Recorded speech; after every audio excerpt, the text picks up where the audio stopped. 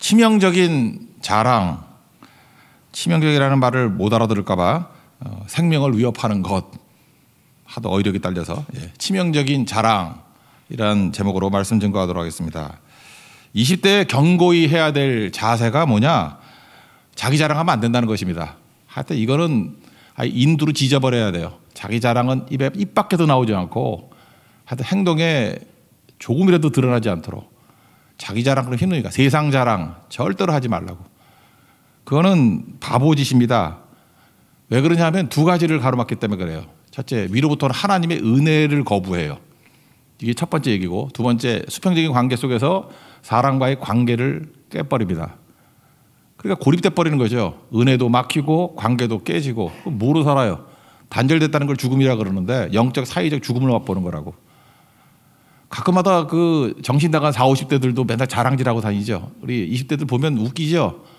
저러니까 저러고 살지. 그 남 모습 아닙니다. 인간에게 다 그런 모습이 있거든요.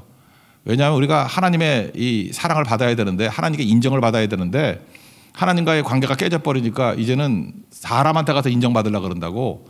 그게 자랑이거든요. 그래서 자랑이 많다라는 건 뭐냐 하면은 목말라 있고 배고프고 있다, 그런 뜻이에요. 하나님께로 더 나가야 되는데 사람에게 나가니까. 그러니까 두 개가 다 깨져버리는 거예요. 하나님과의 관계도 깨지고 사람과의 관계도 깨진다. 특별히 은혜를 거부하고 관계가 깨진다. 그래서 절대로 자랑해서는 안 된다. 그거보다 어리석은 건 없다라는 것입니다. 그래서 오늘 마지막 31절에 뭐라고 되어 있냐면 주 안에서 자랑하라 이렇게 나오거든요. 31절 읽겠습니다. 시작. 기록된 바 자랑하는 자는 주 안에서 자랑하라 함과 같게 하려 함이라. 거기 나눠주에 보니까 기억이라고 되어 있죠. 이게 예레미야 9장 23절과 24절에 나오는 말씀인데, 거기 보면은 세 가지 얘기하고 있어요. 지혜로운 자는 지혜 자랑하지 말고, 용사는 용맹 자랑하지 말고, 부자는 부함 자랑하지 말라. 그러니까 세 가지 자랑한다는 거예요. 맨날 지혜, 용맹, 뭐 부함, 이런 게 세상 자랑 아니에요? 그럼 뭘 자랑해야 되느냐? 하나님 아는 거 자랑하고, 하나님께서 이 모든 걸 정의와 진리 가운데 이끌어 가셨다는 것을 깨달은 걸 자랑하라고. 그러니까 여러분이 뭘 자랑해야 되냐면은 하나님 아는 것들을 자랑해야 돼요. 하나님 이런 분이셨어. 하나님께서는 이렇게 일하시고, 하나님은 인자가 넘치시고 사랑이 넘치신 분이야. 이런 거 자랑하는 거야. 하나님 자랑, 예수님 자랑. 그리고 또 하나는 뭐냐? 그 자랑하는 게 비슷비슷하니까 나한테만 주신 깨우침이 있죠. 깨달은 거. 야, 하나님이 이렇게 나에게 깨우침을 주셨어. 깨우침을 자랑하라고요. 그런 부작용 하나도 없고 은혜 더 넘치게 돼 있고 사람과의 관계가 회복되게 돼 있다. 그러니까 맨날 하나님 아는 것만 자랑하면 약간 좀 부족하니까 깨달음 있잖아요. 깨달음. 하나님에 대한 깨달음을 자랑하는 모습이 되면은 최고라는 것입니다. 그러니까 깨달음이 있으려면 묵상도 있어야 되고 말씀도 들어야 되고 그러지 않겠어요?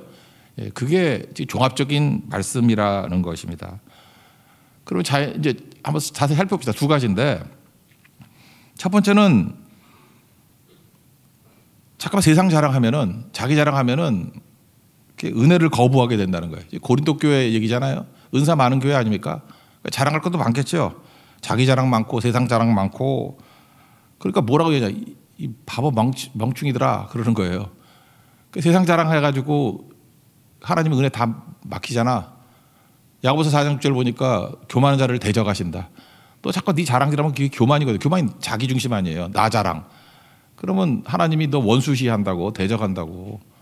그렇지만 겸손한 자에게는 자기 일을 부인하고 하나님이 자랑하는 자들에게는 은혜를 주신다. 그러니까 우리 하늘로부터의 은혜 없이 어떻게 살아갈 수 있겠습니까? 그죠? 그러면서 지금 올챙이 시절 기억하라라고 지금 접근하는 거예요. 고린도 교인들한테, 야, 그래, 고린도 교회, 그래, 고린도 도시가 좀 대도시라는 걸 인정해. 근데 그 도시 가운데 너희들 처음 믿은 사람들, 니네들 꼬라지를 아냐? 올챙이 시절을 아냐? 그러면서 처음 예수님을 영접했을 때의 과정과 시점을 얘기하는 거예요. 너희 그 헬라 문화 보면은 뭐 자랑거리 있잖아. 고린도도 마찬가지겠지. 주로 자랑하는 게 세 가지 아니에요? 지혜를 자랑하고, 능력을 자랑하고, 배경을 뭐 자랑하는 거 아니에요? 요즘식으로 얘기하면 뭐라 그래야 되냐? 학벌 자랑하고, 지혜는 학벌. 뭐 어떤 대학 나오고 어떤 뭐 학위 있다. 학벌 자랑 아니면 재산.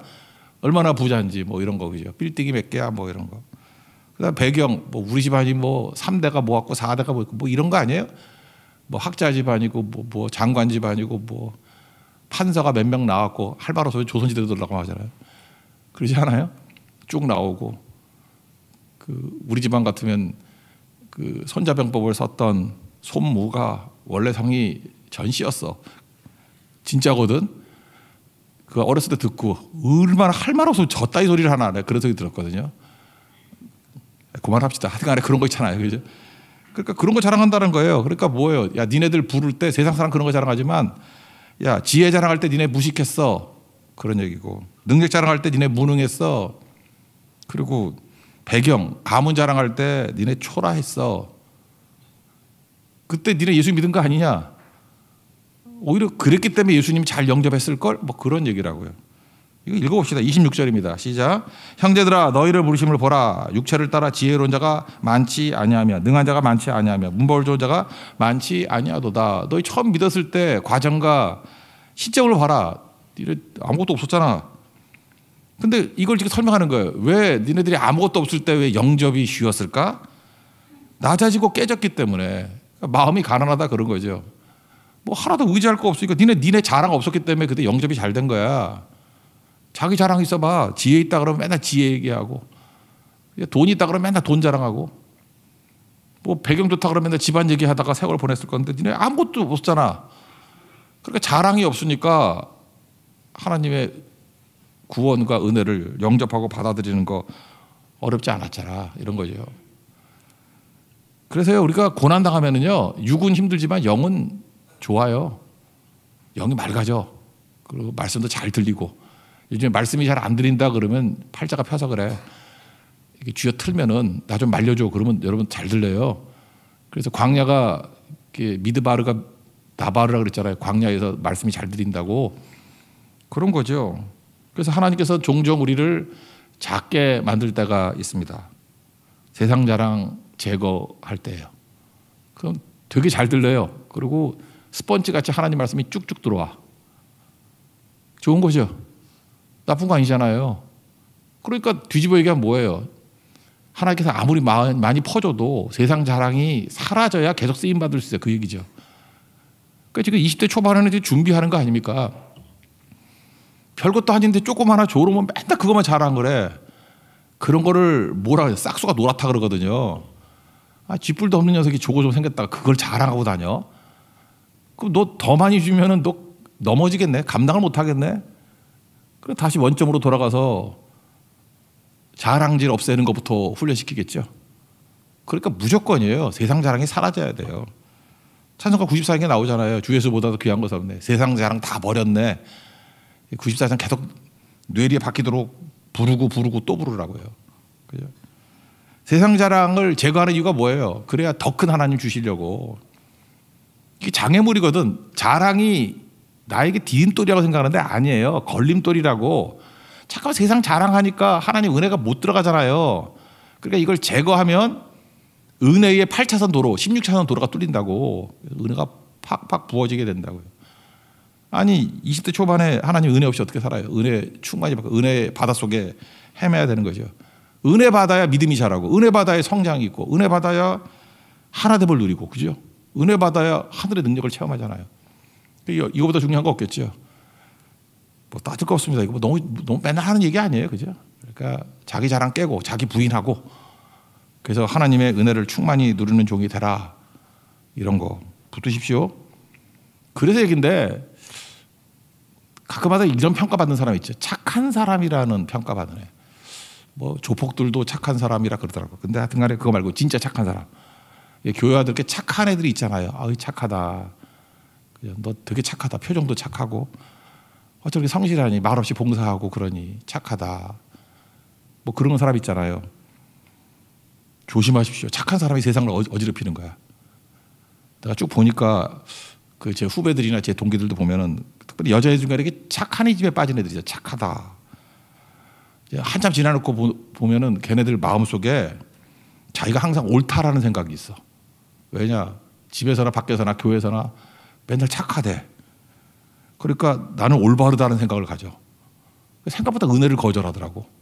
그리고 잘 안 들어. 말도 잘 안 듣고. 그래서 너무 착한 남자나 여자하고 결혼하는 거 아니야. 되게 힘들어.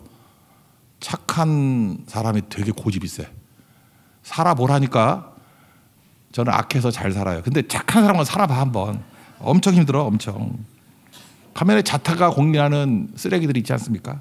맨날 뭐라 그러죠? 맨날 그 비난 듣고 이러는 사람들 보면 내가 그 정도로 잘못한 건 아니야. 막 이렇게 소리 지르고 하지만 내면에는 자기가 문제라는 것을 자각을 해요. 야, 내가 얼마나 문제가 있으면 이렇게 비난을 듣나. 그래서 자기는 착하지 않다라고 인정을 해. 그래서 생각보다 이런 사람이 금방 깨지고 잘 들어온다니까. 여러분 그 예수님 잘 영접 안 하는 사람들 보면요. 착해요 일단. 남 얘기도 잘 안 하고 뭐 그렇게 누구 비난도 안 하고 그냥 과묵해 보이고 그냥 웃고만 다니고. 근데 예수 안 믿어 영접을 안 해. 그 왜 그런지 알아요? 그 안에 그걸 성경적 용어로는 자기의라 그러는데 자기의가 강해서 그래요. 그러니까 은혜를 거부하는 거지. 반면에 내가 탕자라고 생각하는 사람은 자기도 착하지 않은지 알아. 그래서 뭐라 그래? 아버지한테도 면목이 없다고 그러니까 뭐 종 중에 하나로 여겨달라며? 몸종 중에 하나로 여겨달라며? 그러니까 나는 뭐 자격 없다고. 자기 부인하는 거 아니에요. 그러니까 은혜를 받잖아. 아버지 은혜, 사랑 다 받잖아요. 그러니까 그것도 일종의 자랑이죠. 난 착하다라는 자랑. 이게 참 무서운 거라고. 그죠? 그래서 세상 자랑이 사라져야 됩니다. 어쨌든 간에 중요한 건 하나님의 은혜가 마르면 안 돼요. 항상 자기 자랑이 사라지고 겸손해서 하나님의 은혜 가운데 거하는 종 되기를 원합니다. 그럼 네 가지가 임해요. 은혜의 결과. 네 가지가 나오는데 지혜, 의로움, 거룩함, 구원함. 30절 읽겠습니다. 시작. 너희는 하나님으로부터 나와서 그리스도 예수 안에 있고 예수는 하나님으로부터 나와서 우리에게 지혜와 의로움과 거룩함과 구원함이 되셨으니. 이렇게 자기 자랑, 세상 자랑 다 사라지고 은혜 받아들이면 은혜의 결과, 지혜, 판단력이죠. 선택을 잘해. 홍진경 씨 얘기했잖아요. 책 읽어야 선택 잘한다며. 그런데 자기 자랑 사라지고 오로지 예수님만 자랑하면 선택 되게 잘해. 책 정도의 선택이 아니라 이건 하늘의 선택을 한다고. 그래서 여러분들 선택 잘못해서 망치지 마십시오. 그리고 해서 꼭 필요한 게 뭐냐 하면 은혜를 통해서 지혜가 임해야 돼. 지혜. 그리고 또 하나는 뭐죠? 의로움. 의로움은 올바른 관계거든. 관계. 하나님과 화해.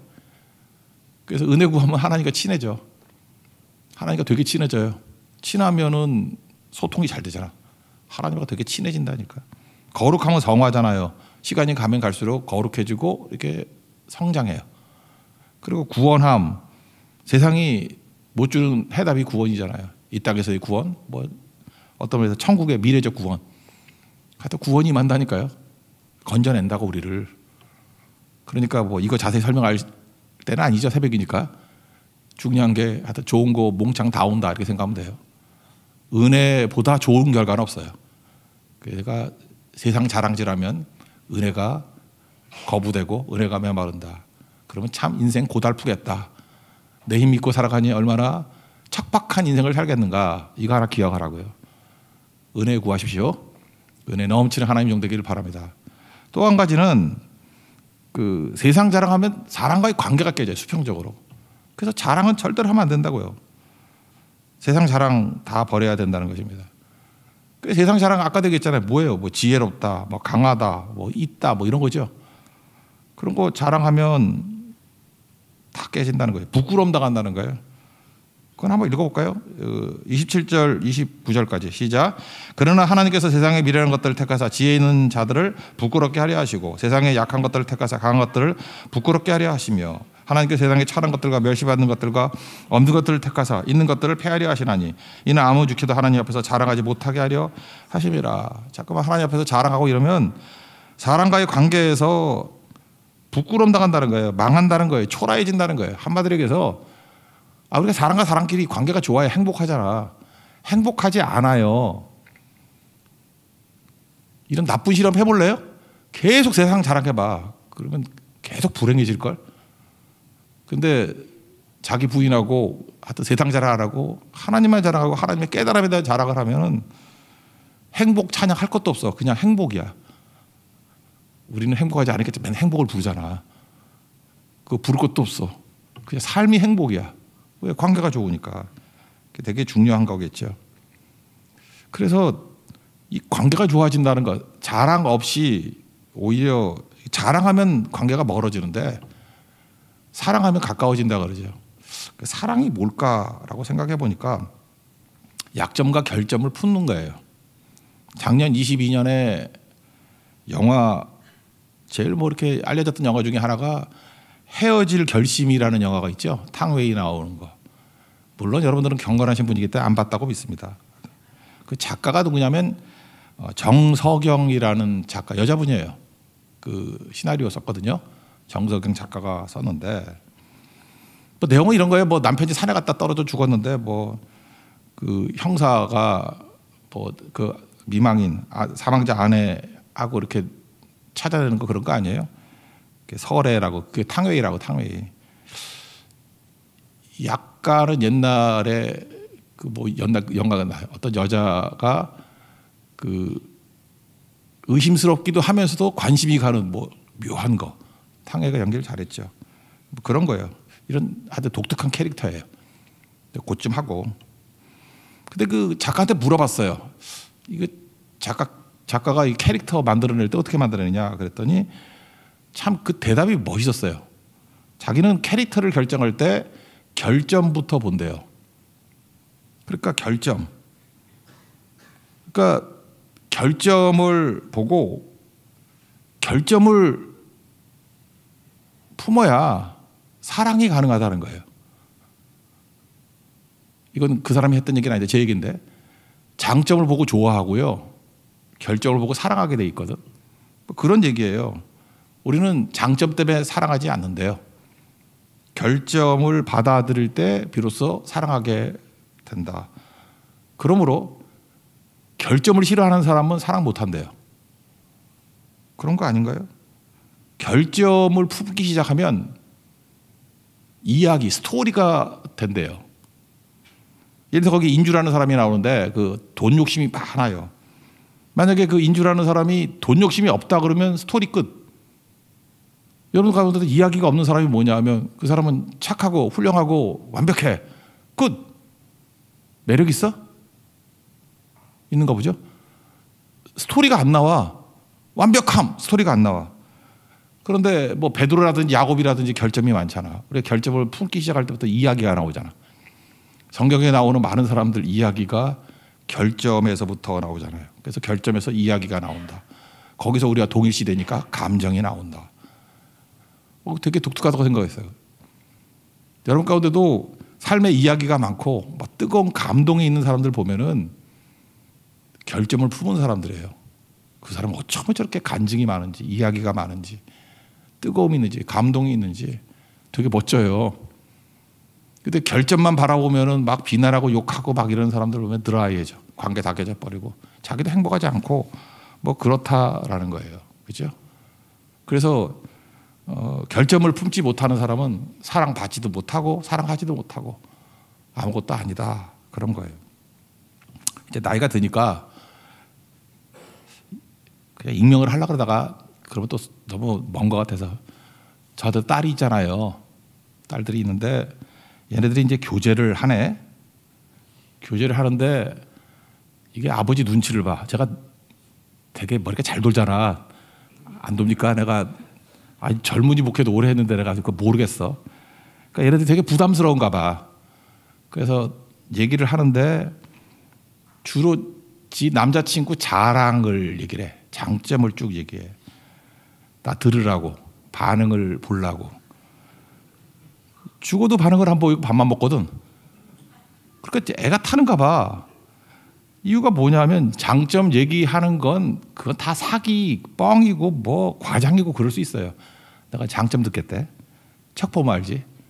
장점은 별 얘기가 안 돼요.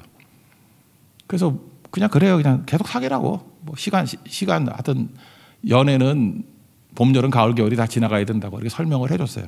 그 정도만. 근데 요즘 슬슬 결점을 얘기하기 시작하네. 그러면서 혼자 고민하고 고뇌하고 밥 안 먹고 혼자 씻고 방tum에서 흘러나온 노래가 재수없는 노래 나오고 막 이러면 그러니까 힘들다는 거죠 지금. 그죠? 이제 제가 솔직히 말해서 약간 흥미가 생기기 시작했어. 아, 이제 드디어 결점을 만났구나. 이게 둘 중에 하나네. 제가 이렇게 얘기하지만 곧 헤어질지도 몰라요. 결점을 만나면 헤어지거나 헤어질 결심을 하거나, 결점을 만났잖아요.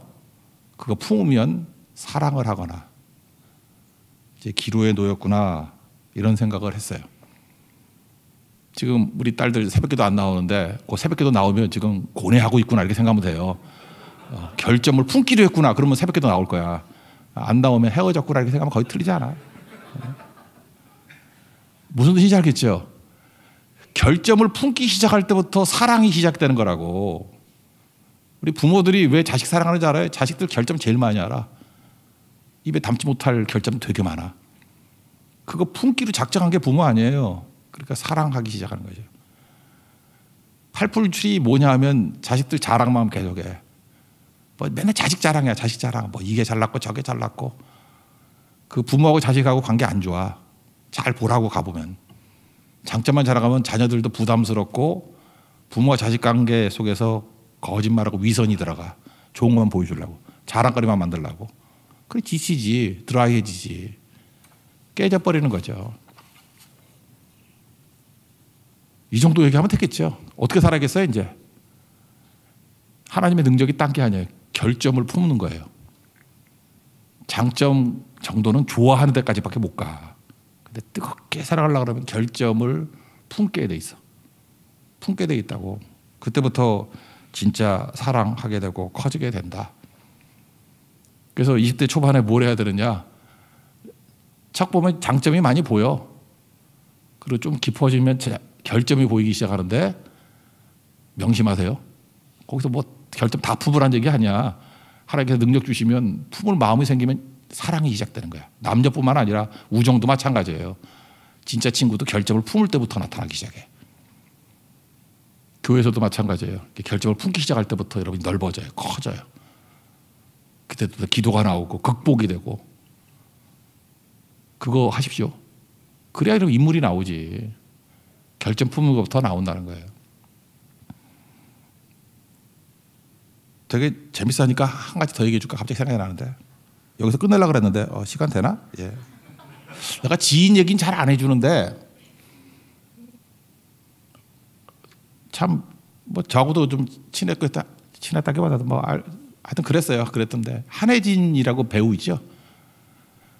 저 이전 교회 있을 때 자주 만나고 그랬었는데, 나얼하고 사귀었잖아요. 나얼. 그 의정부에서 잘 섬기던 형제였는데, 나얼. 제 기억에 나얼이 19기니까 78년생이고 한혜진이 22기니까 81년생이었을 거야. 그죠? 3살 차이. 되게 예쁘게 잘 사귀었어요. 근데 2012년에 이별했다라는 소식이 뭐 신문에 얼핏 봤어, 내가. 그리고 그 다음 해에 한혜진 자매가 기성용하고 결혼을 하겠다, 이런 얘기를 들었어요. 두 가지 감정이 들더라고. 나오라고 헤어졌네. 두 번째, 기성용? 난 누군지 모르겠어요. 8년 연하래. 저는 이런 생각이 들었어요. 야, 능력 있네.